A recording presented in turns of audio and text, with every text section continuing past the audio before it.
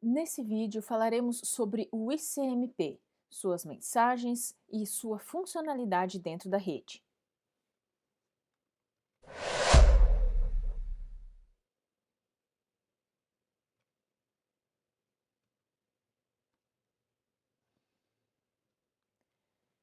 O ICMP é um protocolo da pilha de protocolos TCP/IP que opera na camada de rede. Diferente de outros protocolos que têm o objetivo de transferir dados da camada de aplicação, ou seja, dados de usuários, o ICMP tem por objetivo retornar informações sobre o estado da rede. Então, ele é usado por usuários avançados ou por administradores de redes ou por dispositivos de redes para informar ou para obter informações sobre o estado da rede ou sobre o estado de dispositivos. Ele vai fornecer feedback sobre problemas relacionados a processamento de pacotes, sobre estados de enlace, sobre estados de dispositivos. Ou seja, se o dispositivo é alcançável dentro da rede, se uma determinada porta, protocolo está alcançável ou não está alcançável. Nós temos duas versões do ICMP, uma que opera junto com o IPv4 e outra que opera junto com o IPv6. Por que duas versões? Porque o ICMP opera na camada de rede. Ele tem como objetivo fornecer informações sobre a rede, né?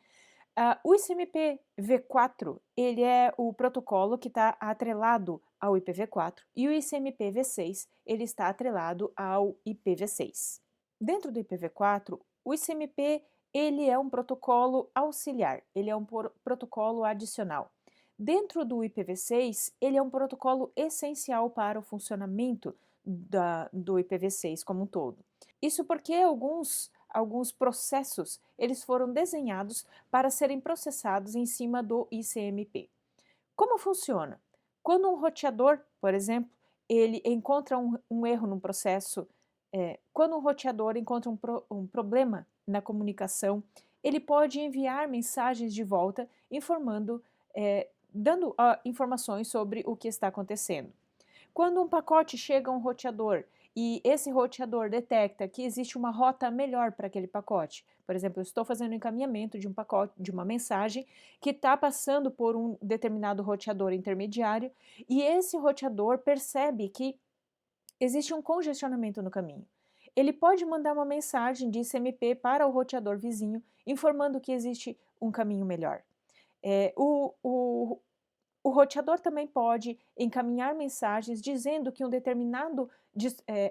que um determinado host é inalcançável dentro da rede ou que um determinado destino em uma rede remota também é inalcançável. Então, todas essas informações elas são retornadas pelo protocolo ICMP. Acontece que o ICMP é um protocolo que ele foi desenhado para ser eh, sem requisitos, sem atentar para questões de segurança. E aí, em alguns casos, esses pacotes eles são bloqueados tanto em firewalls de dispositivos quanto em roteadores de borda. Então, por questões de segurança, não é incomum encontrarmos bloqueios para pacotes CMP. E aí, nesse caso, a gente vai receber um retorno sobre destinos inalcançáveis, tempos excedidos e uma série de comportamentos que não estão relacionados necessariamente ao estado da rede, mas a questões de segurança que foram implementadas para evitar que os pacotes ICMP sejam utilizados como uma ferramenta de ataque por agentes maliciosos dentro da rede. Mas vamos discutir sobre o ICMP. Um dos primeiros usos do ICMP é sobre acessibilidade de hosts. Então, queremos verificar se um determinado host está na rede. Como que a gente descobre se um host está operando na rede, se o host está acessível? A primeira coisa que você faz é um ping. O ping, ele é um protocolo, ele é uma aplicação que implementa o ICMP. Então, ele vai fazer um ICMP request, um echo request, e ele vai receber um echo reply. Vamos fazer um exemplo aqui. Aqui eu abri um terminal e nós vamos pingar para um determinado destino, um destino na internet. Vou fazer um ping pro 1.1.1.1, esse é um DNS na internet. Quando eu pingo, eu recebo de volta algumas mensagens de retorno. O que nós temos aqui? Fizemos um ping, encaminhamos uma mensagem de echo request para o 1.1.1 e ele retornou e ele recebeu algumas respostas. Então, o ping ele é composto de duas mensagens, uma mensagem que sai do meu host, da minha máquina, chega no destino, que no nosso caso é o 1.1, e o destino vai devolver uma mensagem echo reply. Então, a mensagem de envio é um echo request e a mensagem de retorno é um echo reply. Essa mensagem, o host ele vai calcular o tempo de encaminhamento da mensagem. Então, no momento em que é enviado o echo request, ele starta um contador e quando ele receber o retorno, ele vai parar esse contador, ele vai me dizer o tempo. Esse tempo é o tempo de ida e volta do pacote. Então, é o tempo do echo request e do echo reply. E aqui a gente consegue ter algumas informações importantes na rede. Eu consigo saber, por exemplo, como está a velocidade, como está o desempenho da minha rede. Qual o tempo de latência, ou seja, o atraso de processamento e como está o atraso geral da minha rede. E isso está atrelado ao atraso de propagação de sinal, processamento dos roteadores intermediários e o processamento da mensagem no destino. Aqui embaixo nós temos um sumário ou um resumo do que aconteceu. Então, ó, nós não tivemos nenhum pacote perdido.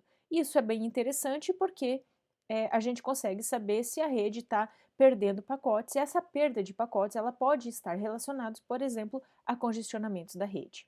Agora, eu estava filtrando esse pacote no Wireshark. O Wireshark é uma ferramenta bem interessante.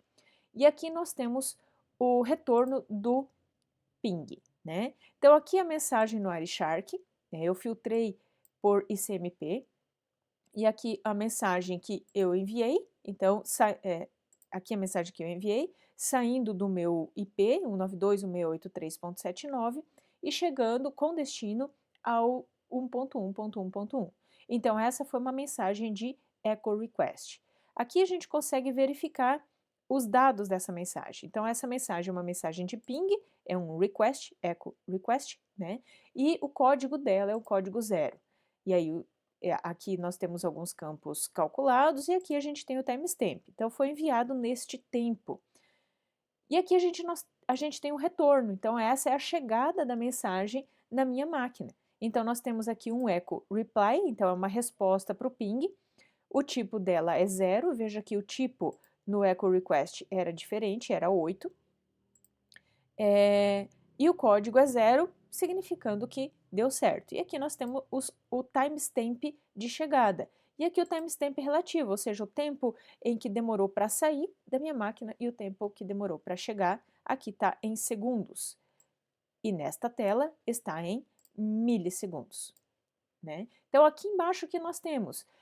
Nós temos um resumo das médias. Né? Então, nós temos o tempo mínimo do envio e o recebimento dessa mensagem, a média e o tempo máximo, e aqui é um desvio padrão. Então, quanto está variando? Aqui eu consigo ter uma métrica sobre como está como está a minha rede, se a rede está oscilando muito, se eu tenho momentos de congestionamento ou não.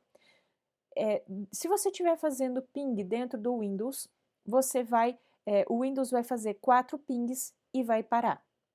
E se você estiver fazendo no Linux ou no macOS, você vai mandar o ping e ele vai fazer até você dar um Ctrl C e aí parar, tá? Existem parâmetros, você pode fazer um ping --help ou às vezes consegue fazer ping interrogação também.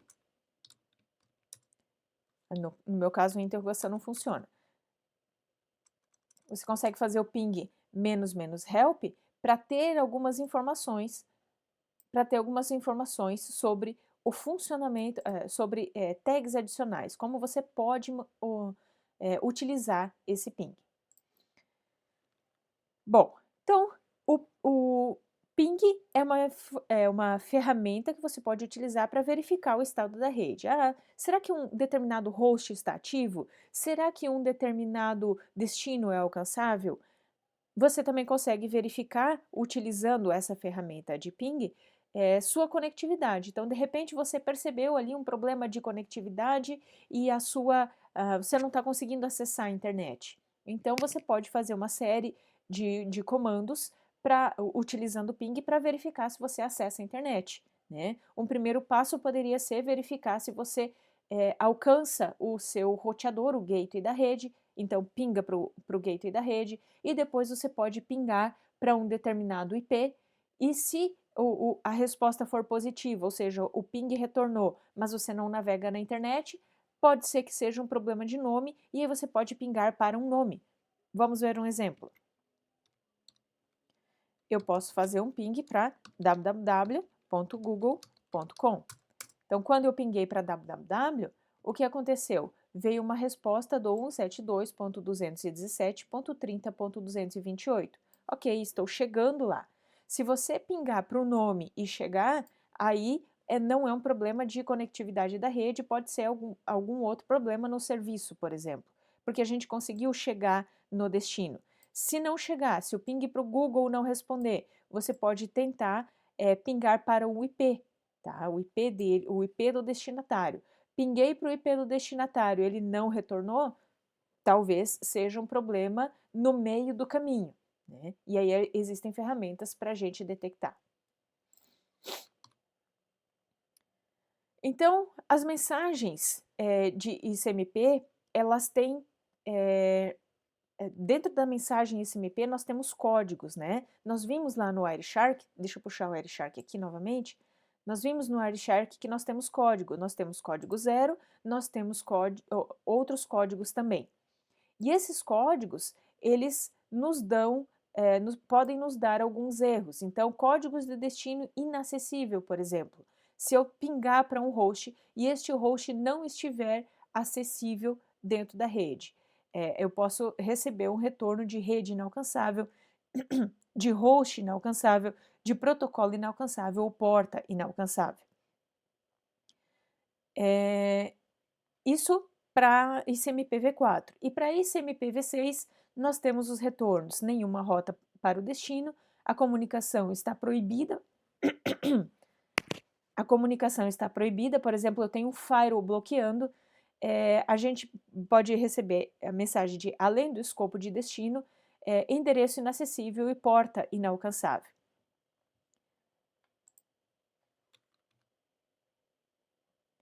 Então, um exemplo de tempo excedido. A gente pode tentar fazer um acesso e não conseguir receber retorno desse acesso. Vamos ver um exemplo de mensagem de tempo excedido. O que aconteceu aqui? Eu abri o meu firewall e bloqueei as mensagens de ICMP para poder ter o retorno da mensagem de tempo excedido. Então eu vou fazer o ping, o mesmo ping que eu fiz antes. Então vou pingar para o Google. Tanto faz se eu pingar para o Google ou para um IP, vou pingar para o IP, então, que fica mais fácil, 1.1.1.1. E agora a gente recebeu um request timeout. Esse request timeout, ele foi recebido porque o meu firewall não deixou essa mensagem sair da minha máquina. Então, ele deu tempo excedido. Isso significa o quê? Que a mensagem foi enviada do meu computador, mas o contador do ping startou, mas ela não recebeu uma resposta. E se a gente olhar o Wireshark, ele nem tem mensagens, porque a mensagem nem chegou na placa de rede, tá? Isso porque foi bloqueado na própria máquina. Agora eu liberei o ping dentro da minha máquina e eu vou pingar para uma outra máquina, para um outro destino que também é inalcançável, Então eu vou dar um ping para o endereço 200.200.200.200. Ele vai retornar timeout também. Então vamos ver. Aqui no Wireshark nós recebemos a resposta, olha só. Então eu fiz um echo request e esse request não tem um retorno. Então ele não recebeu uma resposta desse request. Ou seja, o nosso destino é inalcançável. O tempo excedido também pode ser retornado porque a mensagem de ping não chegou ao destinatário, não conseguiu chegar não conseguiu alcançar o destinatário. Por que isso acontece? Quando uma mensagem sai da sua máquina, do hospedeiro final ou do host final, essa mensagem, ela dentro de um campo TTL que está lá no cabeçalho do IPv4 ou dentro do campo limite de saltos do IPv6, vai uma informação sobre quantos saltos essa mensagem pode dar. O que significa isso? Quantos roteadores estão no meio do caminho? Então essa mensagem, ela inicia com um número específico de saltos, e aí, a cada roteador que essa mensagem passa, esse número de salto vai sendo decrementado. Então, os roteadores eles vão manipular esse cabeçalho e vão decrementar o valor do TTL no IPv4 ou limite de salto no IPv6. Quando essa mensagem chegar a zero, quando esse limite de salto chegar a zero, essa mensagem não alcança o destino e ela é descartada, ela não é repassada para o próximo salto. E aí, nesse caso, a gente não vai receber uma mensagem, a mensagem não vai alcançar o destino, mas a gente vai receber uma mensagem de TTL expirado.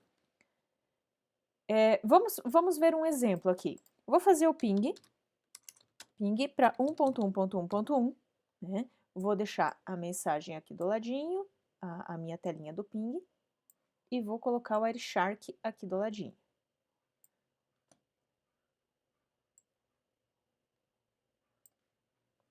Vou deixar todas as mensagens de CMP, vamos pingar, pinguei, então a mensagem está aparecendo ali. Olha só, dentro do cabeçalho do IPv4, aqui nós temos protocolo de internet versão 4, o nosso TTL é 64, tá? E aí a nossa mensagem é um ping request, né? Então é um ping request. Agora eu posso manipular o meu ping e eu posso fazer, no meu caso aqui, eu dei um ping -help para verificar como que eu posso manipular esse TTL. Eu quero decrementar esse TTL para receber uma mensagem de TTL expirado. Então, eu vou verificar aqui que eu tenho -m TTL. Ok, então se eu digitar ping -m, então eu quero dar quantos saltos? Eu quero dar 2 saltos. 2 saltos significa que vai sair da minha máquina, vai chegar no meu gateway, do meu gateway vai para o próximo salto e ali ela vai ela vai ser descartada. Então vamos lá? Olha só, a gente recebeu a mensagem TTL excedido, né? E aqui no Wireshark a gente tem essa mensagem de TTL excedido. Olha só, a gente tem o tipo 11, então o TTL foi excedido. E o nosso cabeçalho IP, o nosso TTL, daí ele foi aumentado para 254, mas no echo request, o nosso TTL era 2. Então, no echo request é 2, aí o TTL excedido, ele aumenta bastante para dar o retorno para a origem da requisição. Bom, essas são as mensagens de tempo excedido usadas. Aí a gente tem uma ferramenta Traceroute que nós vamos ver no próximo vídeo, e essa ferramenta, ela também usa a manipulação de TTL para poder mapear o funcionamento da rede, como está o estado da rede. No ICMPv6, a gente tem mensagens que são trocadas dentro da rede para descoberta de vizinhança, ou descoberta de vizinhos. Então, nós temos o protocolo Neighbor Discovery, que ele vai encaminhar mensagem de solicitação de roteador, de anúncio de roteador, solicitação de vizinhos, para verificar para verificar quem é o gateway da rede e para troca de informações sobre o estado da rede. Vamos verificar no Wireshark se nós temos mensagens de ICMPv6. Então, aqui no meu Wireshark, eu vou verificar se nós temos mensagens de ICMPv6. E aqui, olha só, eu não startei nenhum comando específico de ICMPv6. Isso aqui é do próprio protocolo que está relacionado à troca de mensagens entre roteadores e hosts dentro da rede. Então, essa é uma mensagem de Neighbor Solicitation e esta é uma mensagem de Neighbor Advertisement. Então, aqui a gente tem mensagens de... aqui o nosso tipo é 135, é o ICMP com o código com o tipo 135 e o código 136, que é do protocolo Neighbor Discovery e Neighbor Advertisement. E olha só, aqui a gente tem o IPv6, né? Então, a mensagem, o cabeçalho da mensagem que foi encaminhada pela rede. As mensagens RA, elas são enviadas pelos roteadores que tem IPv6, no caso o meu roteador tem IPv6, a cada 200 segundos para fornecer informações sobre os hosts que tem IPv6. Então, esse host aqui, ele tem IPv6, então eu consigo me comunicar com esse dispositivo. Pode incluir informações sobre endereçamento da rede. Então, a gente viu lá quando a gente trabalhou IPv6 que existe um processo chamado Slack em que essa máquina ela vai se autoconfigurar na rede. Ela vai se autoconfigurar colocando informações sobre o endereço MAC dela dentro do endereço.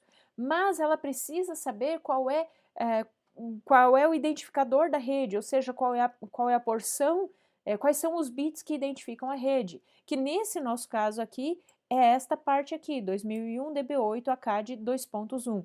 Esse é o identificador da rede. Para que ela consiga se autoconfigurar, ela precisa receber essa informação. Como que ela vai saber essa informação se ela não tem IP, se ela não pode perguntar nada para ninguém ainda, porque ela não tem IP? Então, os roteadores vão encaminhar essas informações dentro das mensagens de RA. Então, a gente tem mensagens de ICMP-v6 que são encaminhadas na rede, e aí esse dispositivo consegue, lendo essa mensagem, processando essa mensagem, porque ela é encaminhada para um grupo que todos os dispositivos habilitados para IPv6 conseguem processar, e aí ela vai conseguir criar o seu endereço unicast. Tá? A gente discutiu essa informação lá nos vídeos sobre IPv6.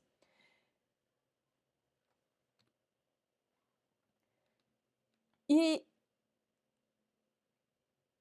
o host também pode encaminhar mensagens de RA em resposta a uma mensagem de RS, que é de Router Discovery, a uma mensagem de RS. Então, uma vez que o roteador, uma vez que a máquina subiu, ela pode tentar descobrir quem são os vizinhos dela na rede. E aí ela vai mandar uma mensagem para um endereço multicast ao qual todos os dispositivos fazem parte, ao qual os roteadores fazem parte. E aí, quando o roteador receber essa mensagem, ele vai responder a mensagem para o host solicitante. Então, todas essas mensagens de troca contendo informações sobre a rede, elas usam o protocolo ICMP.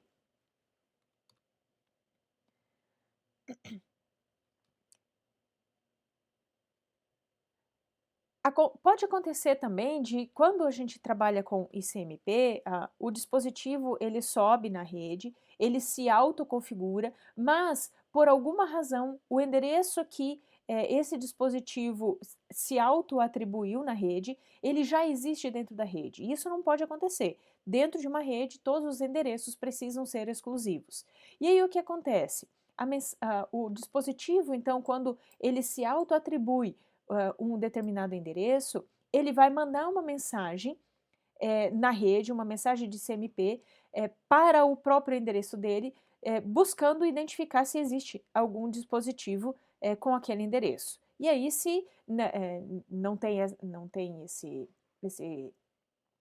se nenhum dispositivo responder, ele fica com esse endereço. Mas pode acontecer de alguém detectar um endereço duplicado, né? E aí é enviada uma mensagem DAD, que é de detecção de endereço duplicado, address, né? Isso serve para garantir que todos os endereços dentro de uma rede ou dentro de uma subrede sejam exclusivos. Nesse vídeo, nós discutimos sobre o protocolo ICMP e sobre como ele pode ser usado dentro de uma rede para a identificação de estado da rede. Nós vimos também alguns exemplos de como usar como usar o ping para fazer detecção de estado, para detectar o estado da rede